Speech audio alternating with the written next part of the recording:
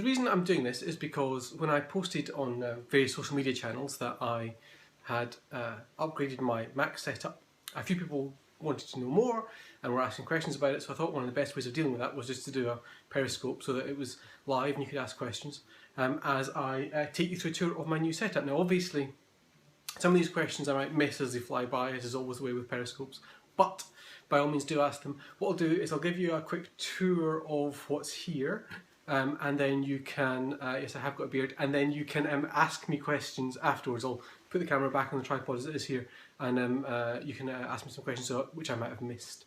Alright, sounds like a good idea. So let's take this camera off the tripod and flip it around, and then I need to... So, the main component, the main important thing in the new Mac setup, if I can back up far enough, is that iMac 5K in the middle, and it is flanked by two 20-inch Apple Cinema displays. Now these Apple Cinema displays are fantastic because they're, you know, by modern standards they're not particularly good displays, but they're perfectly competent, and you can pick them up on eBay for about I don't know, 80, 90, 100 quid, so they're reasonably inexpensive. And even though they're quite old now, I think they still look pretty good next to the current lineup. So there's two of them because they're connected via the two Thunderbolt ports on the back of the iMac. So the iMac has two Thunderbolt ports. Of course, you can convert Thunderbolt via, because it also carries on the same physical connection as Mini DisplayPort, you can convert that to any of the normal display standards. So these are connected over DVI. What to move on to next? So the iMac isn't the only Mac that's here. Also in this, now these things here that the iMacs are set on. So good question, Michael. This is one computer with two monitors attached to it. So there's three desktops all powered by the one Mac in the middle, which is one of the reasons why when I spec'd up this Mac, the iMac is the top of the line iMac Retina, and it has everything turned up to 11 barring the RAM. So the internal storage is a 1 terabyte flash drive. The graphics card is the M290X with 4 gigabytes of RAM, and part of the reason for that was just to give me a bit of headroom because I knew I'd be running a couple of displays off it. I wanted to give myself plenty of headroom in the graphics card. Incidentally, the desktop that you're seeing on the Mac is a beautiful photograph of El Capitan in Yosemite, taken by my good friend Dave Stevenson, which you can get on his website, davestevenson.co.uk. I think it is, but if not, you'll see it on my Twitter account.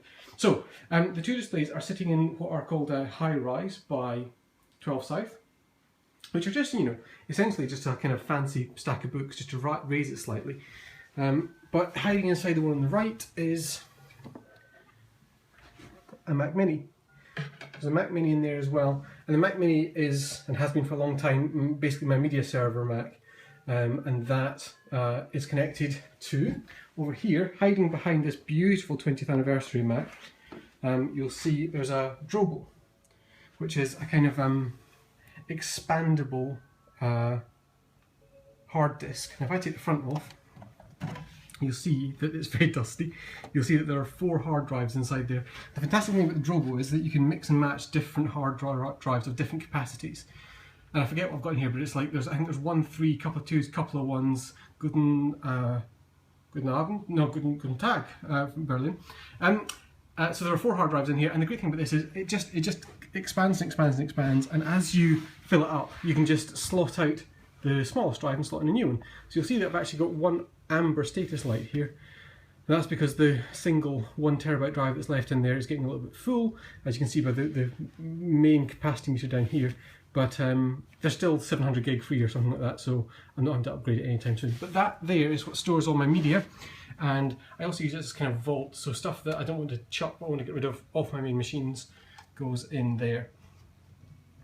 I can't remember how much these cost, Michael. They're moderately expensive, but because they are, you usually buy them with no drives in them, but because they are, you know, organically expandable, the sort of cost comes down. Part of the reason for that, let me flip the camera around because no point.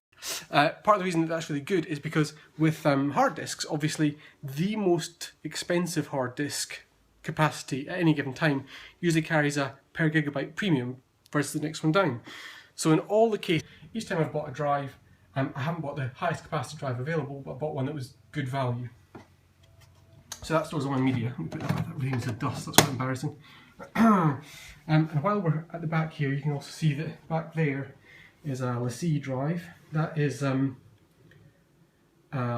2-disc RAID setup. Oh, one thing I should say about the Drobo, incidentally, it's just connected over FireWire 800 to my old 2010 Mac Mini, which is eminently fast enough. This drive here is a 4 terabyte LaCie 2 Quadra, which has FireWire 800 and also now USB 3. So I was using this with my old Mac, which was a 2008 MacBook Pro, and I use that as a time machine target and also as something to put big projects on, like stuff working in Final Cut Pro. And the good thing about that is because it's a 2-drive setup and it is it is a nice machine and it shouldn't be hidden, but I don't quite have a good place to put it on the desktop, and at least that way it's completely hidden behind everything. Incidentally, that big light on the front of it does light up, but you can switch it off, and while it does look fantastic, it is a little bit distracting once the light levels drop in the room. But because this drive is a 2-drive RAID system, then because I'm using it for my time machine target, because the 2 drives are mirrored, it means that everything's doubly backed up. So time machine offloads stuff from the Mac to this, but it's mirrored across the 2 drives, so it'll get extra redundancy. Let's look at the back of this display actually, since we're here. There are one of the nice things with these displays is they have, as you can see, hubs on the back of them. One of them is FireWire 400. I don't use those for anything, but there's also USB connections there, and they're only USB 2, but that's absolutely fine because this connection coming out is going around here to this beautiful big block of concrete, which is actual concrete, which is my iPhone dock. And then this other cable comes out here. There's actually nothing currently connected to it. You're quite right, Peter. No backup there's never enough backup. And in fact, I back up. In fact, I'll talk about that now because this drive here, so there's nothing connected to this, and that's because the drive I was using to clone from my old MacBook onto an external hard drive, which was this Buffalo Mini Station. This is no longer big enough to take everything that's coming from my new Mac, so this is currently nothing on it, but I will buy, you can buy a 1 terabyte external 2.5-inch drive from Amazon for about 40 quid, so that's what I'm going to do, and that will connect there, and that will sit under there, and because these displays are connected up to the iMac, then it means that everything's connected up, and that will be my nightly super duper clone going through there.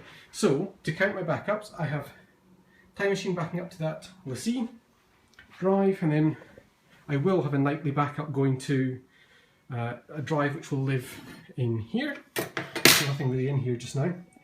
And then I also, on the Mac itself, am backing up to Live Drive, which is just a cloud backup thing. So that everything goes up there. I've also obviously got a Dropbox, so stuff goes up to Dropbox really, the stuff I'm working on.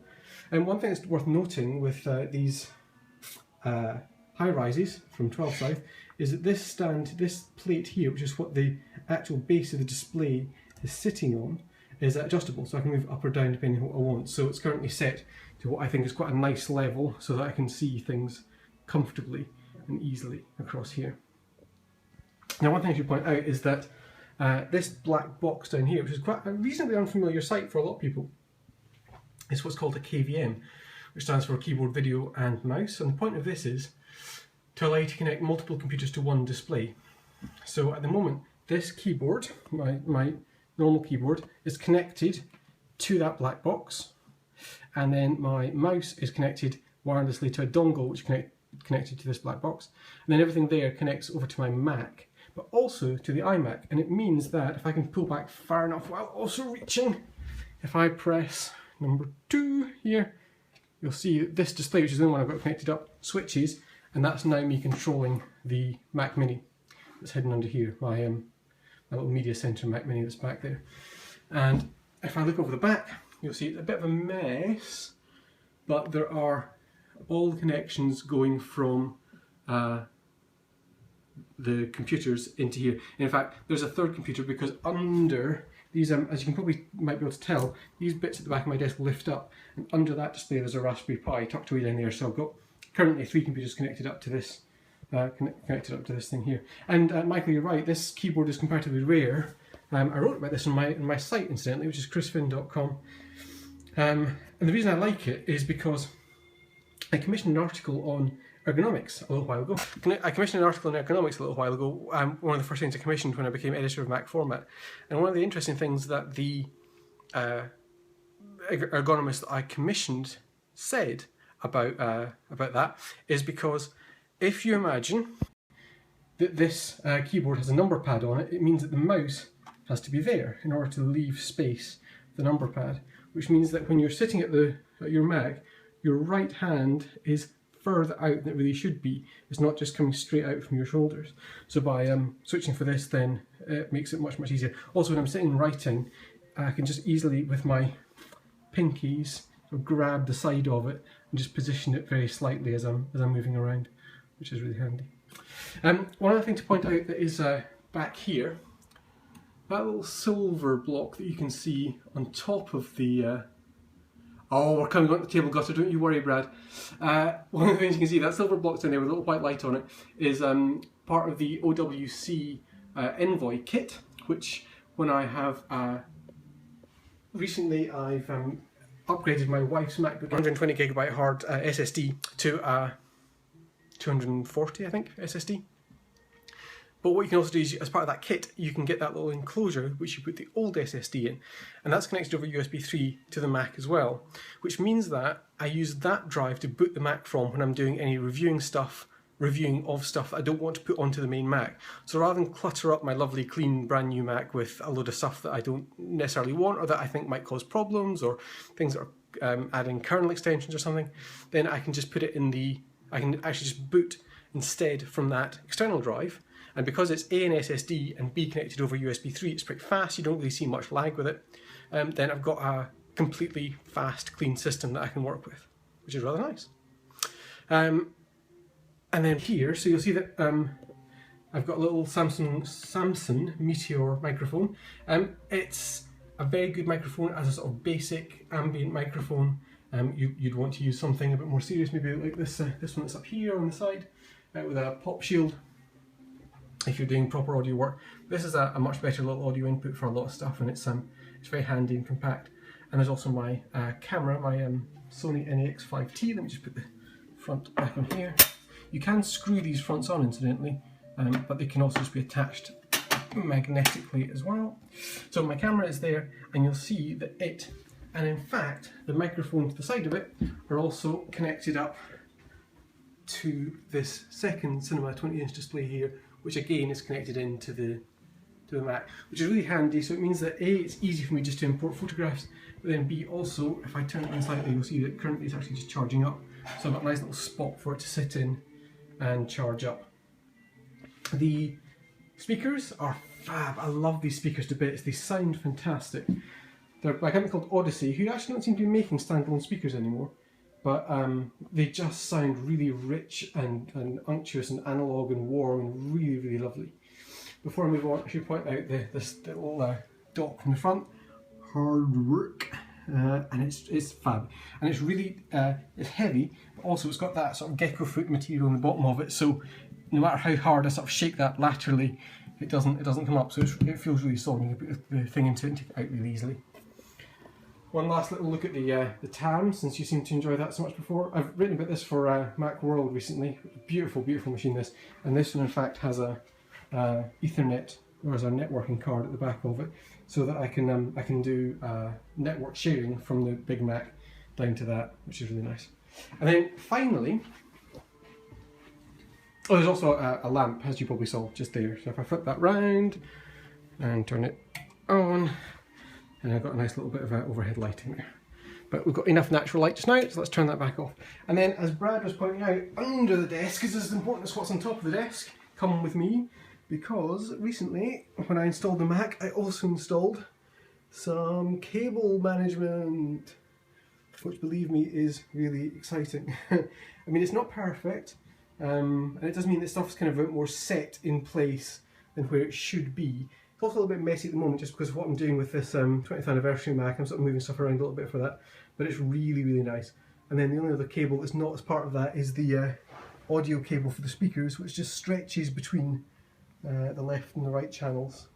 there, which is rather nice. So, let me get this camera connected. It's got why I want that connecting? There we go. There's other stuff as well, obviously not on the desk. So I've got a wireless inkjet printer over there, and I've got a laser printer connected up to the network right through in the front room as well, which is nice and handy. There's also an espresso machine just there, which is also really handy, and various other bits and bobs. As far as mobile working goes, I have a Chromebook, which is a really nice little thing. This is a HP Chromebook 11. So that's what I use if I'm out and about, if I'm working on the go, because obviously this iMac can't come with me, unlike my old 2008 MacBook Pro. I saw a question there from Brad saying where to get the desk. The desk is IKEA, which always surprises people, and actually it's a fantastic solid desk, really big desk as you can see, but sadly they don't make it anymore. If you want to try and find it, I have looked this up for several people in the past. It's called Motiv, M-O-T-I-V. And that's pretty much it for your tour. So if you've got questions to ask, or if there were questions that you did ask that I didn't answer, then by all means ask them now.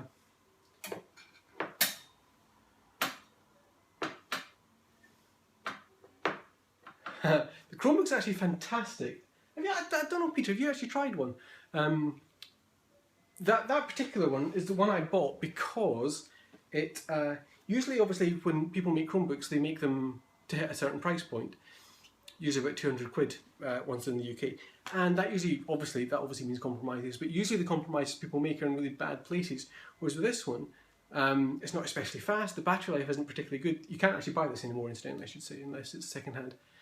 But what's really nice about it is it's an IPS screen, so it's a really nice, rich, saturated screen, unlike most low-end laptops and desktops which use TN displays, which aren't as good. They're a bit washed out, a bit grainy, and with very bad viewing angles. This is really nice, and the keyboard in this is really nice as well. And I actually really like. I love Chrome OS. I'm a big Chrome OS advocate because it is simple and easy and takes care of itself, and you're not having to sort of muck about with settings and administer the computer as much. It just sort of does its thing. And yeah, there are compromises in using it, but there are compromises in using anything, and it's a set of compromises that I quite like.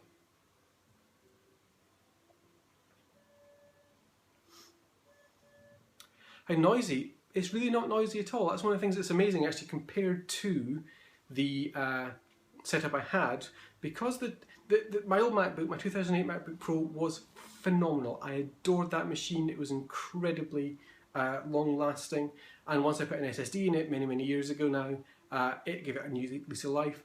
It was beginning to show its age a little bit though.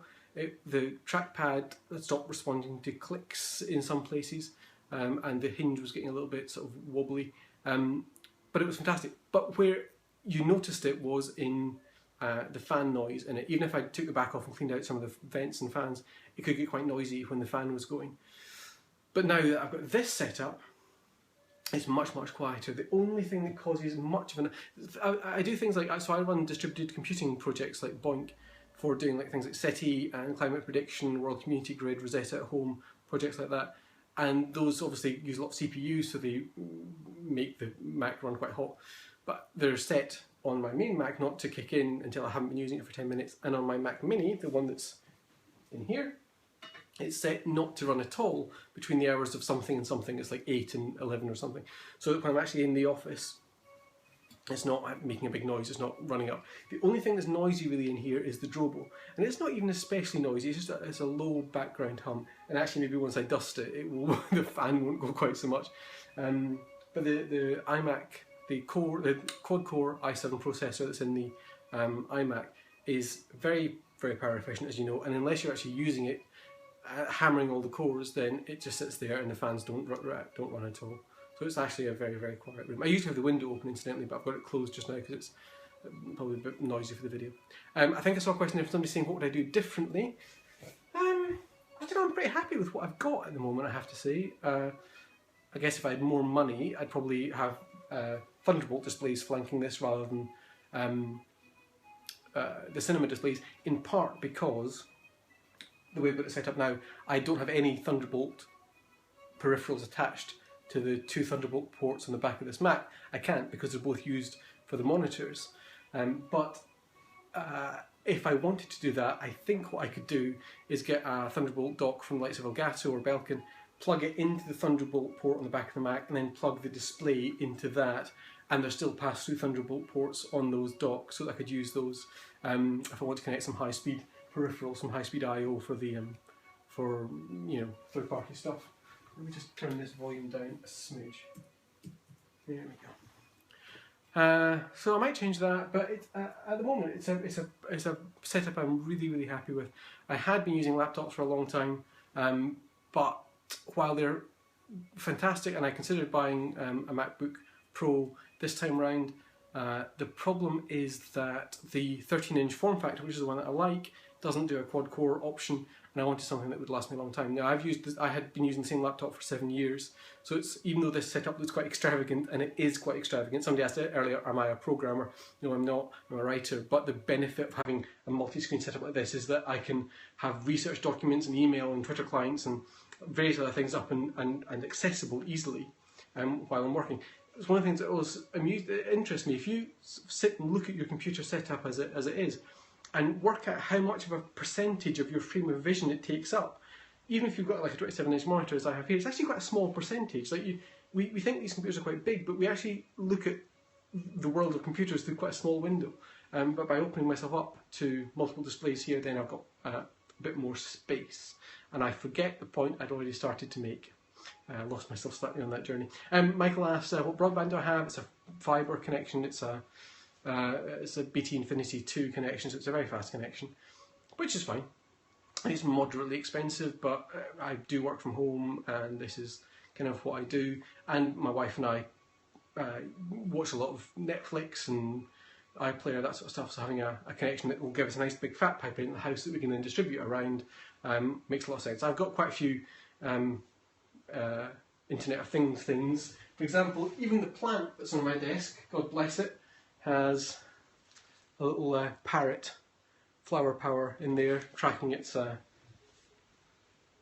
light levels and moisture and fertiliser and that sort of stuff. So there's quite a few, actually that one connects over Bluetooth, that's a bad example. There's quite a few network devices in here, so having something that gives me a good connection to the outside world makes a lot of sense to me. The one thing I guess I would change if I could with my office is just to give me more space to put all my vintage stuff, because I've got quite a lot of old computers, quite a lot of vintage Macs, including the 20th anniversary Mac you saw earlier, but I've got an iMac G4, tons and tons of laptops and a couple of Mac Classics, various things, and I'd like to be able to put stuff on display and have it accessible for it to be used whenever I want. What do I do if I want to access a Windows PC? Michael asks. Well, I've got VMware Fusion obviously running in this Mac, so I can do plenty of stuff that way. I also use that for to give me a Mac install as well, so that I can do that. Remind me of that question in a minute, Brad. I've lost my train of thought again. What did Michael ask me? You're going to have to ask it again. I can't remember. Windows, thank you, yes. But that's alright, Brad, it's my own fault. It's just getting old. The Mac itself as well also runs Boot Camp. So I've got Windows 8.1 on a Boot Camp partition in there. The Boot Camp partition's only got 70 or thereabouts gig of space because I won't use it for very much, but it gives me the option of doing that. But the easier option is VMware Fusion, and it also gives me the option of doing, as I said, a Mac virtual Mac machine as well, which can be very handy for quickly checking things. I've also got I've got many older versions of Mac and Windows on there as well, so for checking, oh, did this come in 10.7, or what version of Windows supported what. I can go and go back and check stuff quite easily without having to reboot or find an old Mac or do a search. I can just look things up empirically myself and see when things happen, which is handy. Brad, your question was about the impact of moving from something to something. Ask it again. It takes ages to type. It's one of the annoying things, isn't it? It takes ages to type questions out on the little iPhone keyboard. I know that you can access Periscope streams in some web browsers, but I don't think you can actually ask questions through it, which is quite annoying. Had I bought a MacBook, incidentally, rather than the iMac that I bought, and I bought the iMac because I wanted basically something that was very powerful, because I've started doing some more video stuff. Obviously, the more I can keep my setup current means that I'm valid and current as a technology journalist and reviewer. But the great thing about having something that's powerful as this means that I've got a bit of headroom to grow, so hopefully this thing will live with me for a few years as well. But the reason I went for the iMac rather than the MacBook Pro was A, I could get tons and tons of power from it, and B, I'm going to read this question before I go on. What's the impact of no MacBook Pro upgrade path? Well, actually, it's interesting because obviously the old MacBook Pro that I had was comparatively upgradable. That is, you could upgrade the RAM, you could upgrade the storage in it, which isn't particularly upgradable, but more so than we can do now. And that's kind of annoying that you can't do it now. But I do think that we maybe tie ourselves in knots about that a bit too much these days, and that actually what is important is how much headroom that Mac gives you for the life you'll use it for. And I suspect that in the old days we were always knocking into capability problems with the hardware because we were asking it to do more and more and more with software and with the OS. I get the impression, I could be wrong, that we're not doing that as much these days, that because the desktop paradigm that we have has matured to such a level that we're not asking it to do more and more and more stuff each time, in each iteration, so that we can actually live with these machines for a bit longer. So maybe it doesn't matter that much. But it does bring me back to something I forgot to elaborate on earlier. So the iMac 5K that I've got, as I say, is maxed out in everything except the RAM. It's only 8GB of RAM, which is the stock RAM configuration. And the reason I did that was because I had been using 8GB of RAM before, and it was perfectly usable. I mean, I didn't feel at all bottlenecked by the amount of RAM I had. But also because, of course, the RAM is the one thing in a 27-inch iMac that you can actually upgrade. So it made sense for me to not spend money on the RAM upgrade, which is obviously, as we know, slightly expensive buying it through Apple, but just to leave it as stock, see how it went, and if I felt in years to come that I needed to give myself a bit more space, then I could upgrade it. Nice work, Michael. But I mean, like 8GB of RAM was absolutely fine for me for what I do, and if I need more, I can add it comparatively easily and certainly quite cheaply compared to what I would do from Apple. And it made sense for me to spend more money on things that made a difference and that I couldn't change later. Which is why, as I say, it's got the quad-core i7 4GHz turbo boost 4.4GHz processor, and it's got the good graphics card. And because I'm powering, there's a little over 18 million pixels behind me, I calculated, I wanted, that would have been powerable by the standard 290X graphics card, but it might not have been especially headroomy for stuff I want to do. Screen quality on this is just out of this world. It is beautiful. It actually makes it, I've noticed a qualitative difference in how easy it is for me to read text when I'm researching, or yes, it's quite annoying, Brad. Reading text when I'm writing or when I'm researching is fantastic. Doing video editing is a boon. Doing image editing, you might have seen me say on Twitter, it's astonishing the level of detail that you see when doing photo editing. And to the extent that I did a shoot a while back, and I actually got my settings a little bit wrong, so they were slightly noisier than I would normally have my photographs, but you could see all the crinkly image noise in the photographs, and it was quite alarming to see. But it meant you could see, you could deal with it before it be masked by the low resolution of the displays, unless you're zooming in and out a lot, which a lot of people don't do. Gaming, I'm not really a gamer, as you might know. I don't really play games. It will be very capable for that, and I do have XCOM Enemy Unknown. I have a couple of little funny games that I like that didn't really run on my old system, but I don't really have much patience with big narrative. I'm terribly sorry. Big narrative games that really demand a lot of attention. It's not that I've got a short attention span, but that I get frustrated with having to spend so much time in them because I don't often especially enjoy them. I often feel a bit stupid playing games because I don't really feel I understand what's going on, how to win. One of the reasons I like Monument Valley, for example, which I adore on iOS, is that you can't do it wrong. You can take a long time to solve the puzzles, sure, but even if you get yourself into a position where you can't solve the puzzle that's in front of you, you haven't walked down a cul-de-sac that you can't get out of and have to restart or something. It is solvable from every point in the game, which I quite like. Whereas if I'm playing big AAA titles, I often find myself just getting frustrated and should I do this, should I not do this? whereas in Monument Valley it doesn't matter whether you do or not. But you know, I will do some gaming on them. I do, for example, have I recently bought on eBay. I found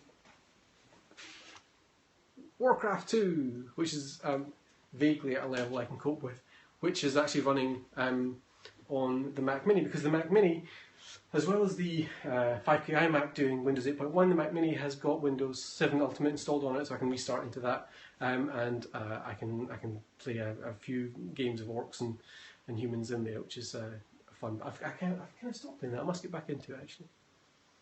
Yep, Warcraft 2 is fab, and it really reminds me. It was a game I played when I was a teenager, when I was a kid, and it reminds me of that because it was fun for the Horde indeed. The voice acting is really fun. The Foley work's really fun, and there's something charming about the really bitmappy, blocky sort of pixel thing. Well, this was fun. I hope that was interesting for you.